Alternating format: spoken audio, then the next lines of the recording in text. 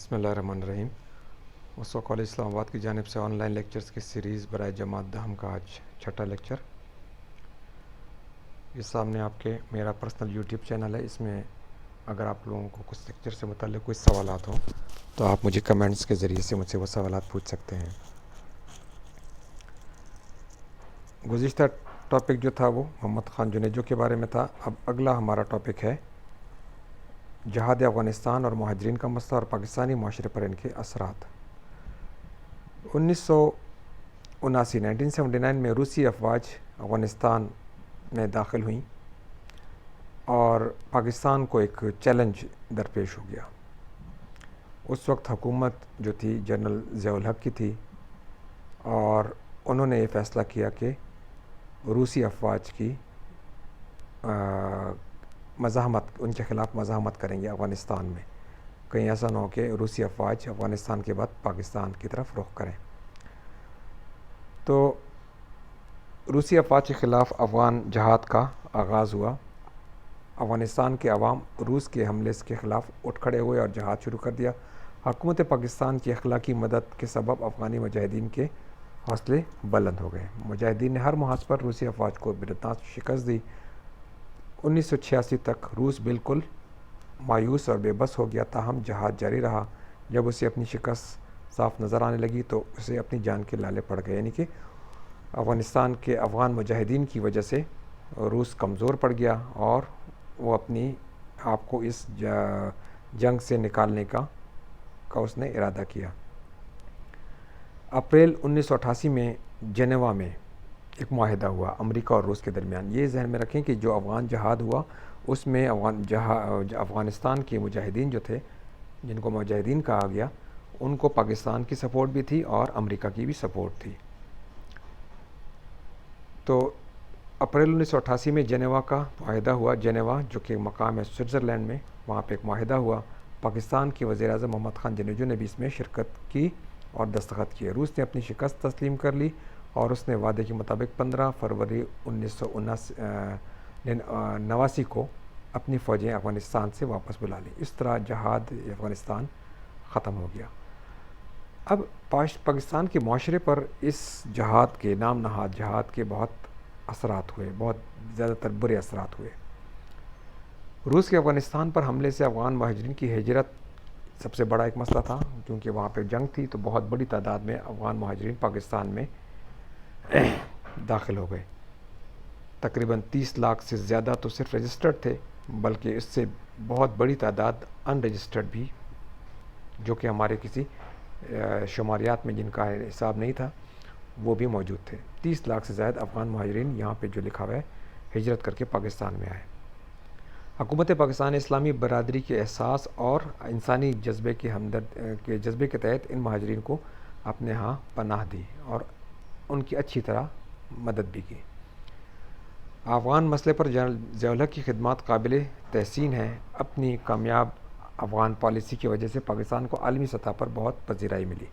اب یہ تو ایک موقف ہے یہاں پہ آپ لوگوں کے سامنے جو آپ کو بتایا جا رہا ہے کہ جنرل ضیاء الحق نے جو افغان پالیسی بنائی، جو روس کے خلاف افغان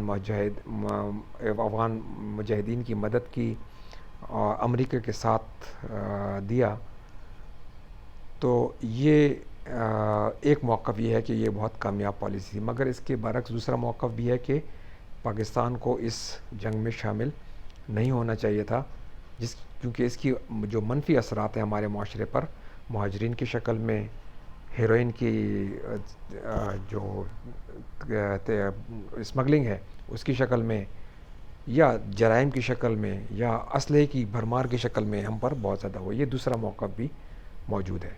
بہرحال ایک موقف یہ ہے کہ یہ ایک ہماری کامیاب افغان پالیسی تھی۔ اب اگلا جو ٹاپک ہے بینظیر بھٹو کا دور حکومت، جو پہلا دور حکومت تھا۔ 1988 میں عام انتخابات ہوئے جس کے نتیجے میں پیپلز پارٹی کے رہنما بینظیر بھٹو پاکستان اور اسلامی دنیا کی پہلی خاتون وزیر اعظم منتخب ہوئیں۔ ان کے دور کے، یعنی کہ بینظیر بھٹو کے دور کے اہم واقعات وہ یہ تھے۔ 1988 میں یہ پہلا جو ٹاپک ہے، اس کا سب ٹاپک ہے بلوچستان اسمبلی کی برخاستگی۔ 1988 میں وزیر اعلیٰ بلوچستان میر ظفر اللہ جمالی نے بلوچستان اسمبلی سے ابھی تک اعتماد کا ووٹ حاصل نہیں کیا تھا کہ بے نظیر بھٹو حکومت نے بلوچستان کی اسمبلی کو برخاست کر دیا۔ بلوچستان ہائی کورٹ نے اسمبلی توڑنے کے اس فیصلے کو غیر آئینی قرار دیتے ہوئے اسمبلی کو دوبارہ بحال کر دیا۔ یہ ایک اس کے دور کا ایک اہم واقعہ بتایا گیا ہے۔ صدارتی انتخابات دسمبر 1988 میں صدارتی انتخابات میں غلام عیسیٰ خان نے نوابزادہ نصر اللہ خان کے مقابلے میں انتخاب جیتا، جو اور صدر پاکستان کی حیثیت سے حلف اٹھایا۔ یہ وہی غلام عیسیٰ خان ہیں جو کہ ضیاء الحق کے مرنے کے بعد قائم مقام عارضی صدر بنے تھے۔ نوابزادہ نصر اللہ خان یہ بھی ایک مشہور شخصیت تھے، بہت بزرگ شخصیت، مگر اس صدارتی انتخاب میں وہ اس انتخاب میں جیت نہیں سکے۔ اگلا جو ٹاپک ہے، سب ٹاپک اسی بے نظیر بھٹو کے دور کا، پاکستان کی دولت مشترکہ میں دوبارہ شمولیت۔ دولت مشترکہ یہ ان ممالک کا ایک گروپ ہے جہاں پر کسی دور میں برطانیہ کی حکومت رہ چکی ہے، یعنی کہ برطانیہ کی کالونیز کا ایک گروپ، اس کو برٹش کامن ویلتھ کہا جاتا ہے۔ تو 1972 میں پاکستان دولت مشترکہ سے علیحدہ ہو گیا تھا، اور 1989 میں پاکستان نے دوبارہ دولت مشترکہ میں شمولیت اختیار کر لی۔ بے نظیر بھٹو کے دور میں جو خارجہ پالیسی تھی وہ اس طرح سے تھی کہ اس نے بھارت کے ساتھ مہاجرائی کو ختم کرنے کی پالیسی اپنائی۔ جب بھارتی وزیر اعظم راجیو گاندھی سارک کی چوتھی سربراہی کانفرنس میں شرکت کے لیے پاکستان آئے تو بے نظیر بھٹو کی حکومت نے ان کے ساتھ اچھے تعلقات قائم کرنے کی پالیسی اپنائی تھی۔ اس کے علاوہ سماجی بہبود کے سلسلے میں بے نظیر بھٹو کی حکومت نے ملک کی ترقی اور سماجی بہبود کے لیے پیپلز ورکس پروگرام شروع کیا۔ پیپلز پارٹی، چونکہ حکومت پیپلز پارٹی کی تھی، پیپلز ورکس کا نام اسے دیا گیا، اور عوام کو ملازمتیں دینے کے لیے پلیسمنٹ بیورو کے نام سے ایک ادارہ قائم کیا گیا، جس سے ہزاروں لوگوں کو ملازمتیں ملی۔ 6 اگست 1990 کو صدر غلام عیسیٰ خان نے آئین کی دفعہ 58(2)B، یہ وہی دفعہ ہے جو میں نے آپ کو پہلے ذکر کیا، 8ویں ترمیم جس کو کہا گیا، 8ویں ترمیم کے تحت 58(2)B کو شامل کیا گیا تھا، جس کے ذریعے سے صدر وزیر اعظم کو کسی وقت بھی برطرف کر سکتا تھا یا اسمبلیاں توڑ سکتا تھا۔ تو پہلا اس کا استعمال جنیجو کے دور میں ہوا، ضیاء الحق نے کیا، اور دوسرا اس کا استعمال بے نظیر کے خلاف غلام عیسیٰ خان نے یہ کیا، اس کو استعمال کیا، اور بے نظیر بھٹو کی حکومت پر کرپشن وغیرہ کا الزام لگا کر ان کی حکومت کو برخاست کر دیا اور اسمبلی توڑ دی گئی۔ ان کا پہلا دور حکومت قریباً 1 سال اور 8 ماہ تک رہا۔ 5 سال کے لیے ہونا تھا، مگر 1 سال اور 8 ماہ بعد بے نظیر کی حکومت کو ختم کر دیا گیا۔ اب جو بے نظیر کا دوسرا دور حکومت تھا ایکسکیوز می، یہ اکتوبر 1993 میں شروع ہوا۔ پاکستان کی دوبارہ وزیر اعظم منتخب ہوئیں۔ ان سے پہلے نواز شریف کا دور حکومت تھا، جو کہ ہم بعد میں پڑھیں گے۔ ان میں جو مین پوائنٹس تھے بے نظیر کے دوسرے دور حکومت کے، اس میں کراچی ترقیاتی منصوبوں میں کراچی فلائی اوور برج کی تعمیر اور لاہور بائی پاس کی تعمیر وغیرہ کے منصوبے شامل ہیں۔ کسانوں اور خواتین کے لیے منصوبے بے نظیر دوسرے دور میں کیے گئے۔ انہوں نے کسانوں کو قرضہ دینے کے لیے کسان بینک قائم کیا اور عوامی ٹریکٹر اسکیم شروع کی۔ خواتین کے لیے سماجی اور صحت کی پالیسیاں بنائیں۔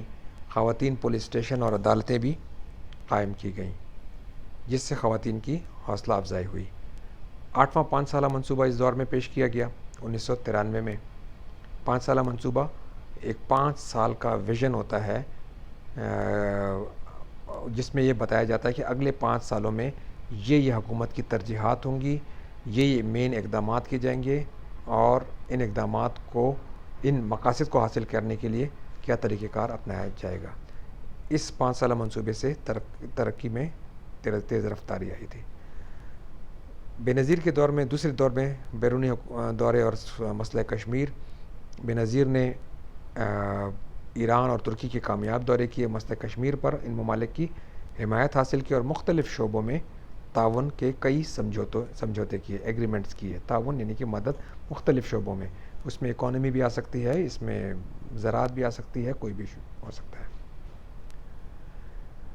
1994 میں خیبر پختونخوا میں مسلم لیگ کی وزیر اعلیٰ، اس وقت جو بینظیر کی مرکز میں حکومت تھی مگر خیبر پختونخوا میں مسلم لیگ کی حکومت تھی، اور اس وقت جو خیبر پختونخوا کے وزیر اعلیٰ تھے پیر صابر شاہ تھے، تو اس کی حکومت کو ختم کر دیا گیا اور اس کی جگہ پہ پیپلز پارٹی کے آفتاب احمد شیرپاؤ کی حکومت آ گئی، یعنی کہ وہ وزیر اعلیٰ بن گئے۔ صدر فاروق احمد لغاری اور وزیر اعظم بینظیر بھٹو کے درمیان مختلف امور پر اختلافات پیدا ہو گئے، جس کی بنا پر صدر نے آئین کی دفعہ 58(2)B، وہی دفعہ تیسری بار استعمال ہوئی، بلکہ چوتھی بار استعمال ہوئی، یہاں پہ بینظیر کے خلاف دوسری بار استعمال ہوئی، اور اس پر استعمال ہوتے ہوئے ان پر بدعنوانی یعنی کہ کرپشن کے الزامات لگا کر ان کی حکومت کو برخاست کر دیا گیا، یعنی کہ ختم کر دیا گیا۔ اس بار بینظیر بھٹو کو قریباً 3 سال کام کرنے کا موقع ملا۔ اب اگلا جو ٹاپک ہے میاں محمد نواز شریف کا، ان کے بھی دو دور حکومت تھے۔ پہلا دور نومبر 1990 سے لے کر جولائی 93 تک، اور دوسرا فروری 1997 سے لے کر اکتوبر 99 تک۔ میاں نواز شریف کا جو پہلا دور تھا یہ نومبر 1990 میں پاکستان مسلم لیگ کے میاں محمد نواز شریف نے ملک کے وزیر اعظم کا حلف اٹھایا۔ ان کے پہلے دور کی حکومت کے جو واقعات تھے اہم وہ یہ تھے: زرعی پالیسی کا اعلان کیا، انہوں نے کسان کی حالت کو بہتر بنانے کے لیے 1991 میں یہ اعلان کیا اور 10 کروڑ روپے اس چیز کے لیے مختص کیے۔ نجکاری کمیشن سے مراد ہے نجکاری سے مراد پرائیویٹائزیشن ہے، یعنی کہ جو حکومتی تحویل میں، سرکاری تحویل میں ادارے ہوتے ہیں ان کو بیچا جاتا ہے، تو ایک کمیشن بنایا گیا، ایک افراد کا گروپ بنایا گیا جس کے ذریعے سے اس کو پرائیویٹائزیشن کمیشن یا نجکاری کمیشن کہا گیا۔ اب اس کا کام تھا کہ وہ کن اداروں کو کن شرائط کے ساتھ کس قیمت پر بیچ سکتے ہیں۔ تو 1991 میں ہی حکومت نے نجکاری کمیشن کا قیام کا اعلان کیا۔ اس سے سرکاری بینکوں اور مالیاتی اداروں میں اصلاحات کی گئیں، ان میں بہتری کی طرف ان کو لے کر مالیاتی ادارے، یعنی کہ جو بھی بینک یا بینک سے ملتا جلتا جو بھی ادارہ ہے، چاہے وہ قرضے دینے والا ادارہ ہو، ان کو بھی مالیاتی ادارے کہتے ہیں، اور بینک بھی مالیاتی ادارہ ہی ہے۔ تو یہ پرائیویٹ شعبے میں بینک قائم کرنے کی حوصلہ افزائی کی گئی۔ کچھ بینک اور دیگر ادارے نجکاری کمیشن کے ذریعے فروخت کیے گئے، یعنی کہ پرائیویٹ کر دیے گئے، جو سرکاری تھے ان کو پرائیویٹ کر دیا گیا۔ اس سے قومی خزانے پر مثبت اثرات مرتب ہوئے، یعنی کہ قومی خزانے میں پیسہ آ گیا۔ صوبوں کے درمیان پانی کی تقسیم کا معاہدہ، پاکستان کے 4 صوبوں کے درمیان دریائے سندھ کی پانی کی تقسیم پر تنازع چل رہا تھا۔ ہر صوبہ کہتا تھا کہ اس میں سے ہمیں زیادہ حصہ ملنا چاہیے۔ حکومت کی کوششوں سے صوبوں کے درمیان ایک معاہدہ طے پایا جس سے پانی کی تقسیم کا تنازع ختم ہو گیا۔ بیت المال کا قیام، نواز شریف حکومت نے 1992 میں صدارتی آرڈیننس کے ذریعے بیت المال قائم کیا تاکہ غریب لوگوں کی مالی مدد کی جا سکے۔ بیت المال میں جو زکوٰۃ وغیرہ کے جو پیسے ہوتے ہیں وہ بیت المال میں جاتے ہیں، جو کوئی زکوٰۃ کا ذکر میں آپ لوگوں کو پہلے کر چکا ہوں پچھلے لیکچر میں۔ خارجہ پالیسی، نواز شریف نے اپنی خارجہ پالیسی میں کئی مثبت تبدیلیاں کی۔ افغانستان میں قیام امن کے حوالے سے افغانستان کے مختلف لیڈروں سے مذاکرات کر کے قیام امن کی خاطر مختلف گروہوں میں صلح کروانے، جو افغانستان میں مختلف گروہ آپس میں لڑ رہے تھے ان کی صلح کروانے کی پالیسی کو جاری رکھا۔ مسئلہ کشمیر کے حل کے لیے بھارت کو باضابطہ دعوت دی گئی، لیکن مذاکرات بامقصد نہ ہو سکے، ہوئے تو صحیح مگر کوئی نتیجہ خیز نہیں تھا، کوئی نتیجہ نہ نکلا۔ 1992 میں بھارت میں انتہا پسندوں نے بابری مسجد کو منہدم کر دیا تو پاکستان کی قومی اسمبلی نے قرارداد مذمت پاس کی، اس کو ایک غلط اقدام قرار دیا انتہا پسند ہندوؤں کی جانب سے۔ حکومت پاکستان نے امریکہ اور دنیا کے دوسرے ممالک کے ساتھ اچھے تعلقات قائم کرنے کے لیے بھرپور کوششیں کی۔ امریکہ نے عراق پر حملہ کیا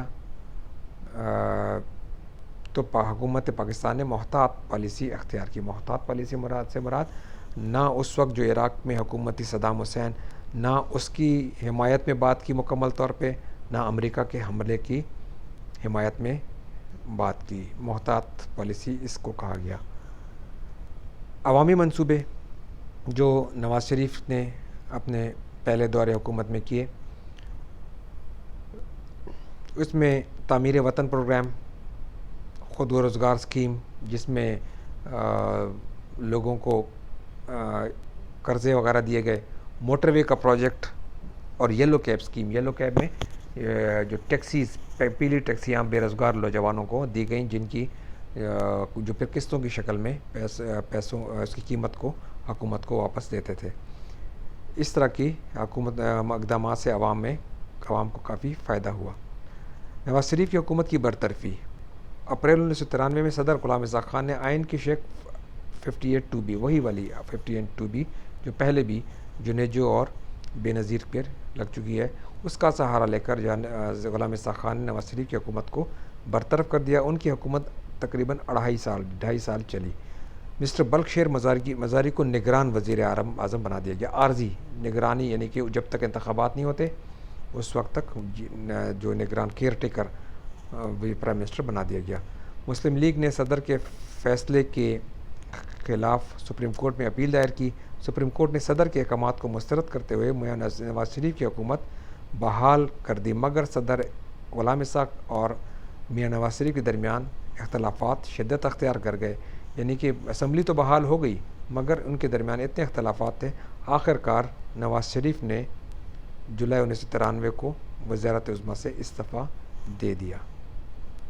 صدر غلام اسحاق خان کی 20 صدارت سے مستعفی ہو گئے. معین قریشی، ایک اور جو شخصیت ہے معین قریشی کا نام ہے، وہ نگران وزیر اعظم بنے اور انتخابات کا اعلان کیا گیا. اب جو نواز شریف کا دوسرا دور حکومت ہے وہ ہم اگلے لیکچر میں کریں گے. شکریہ.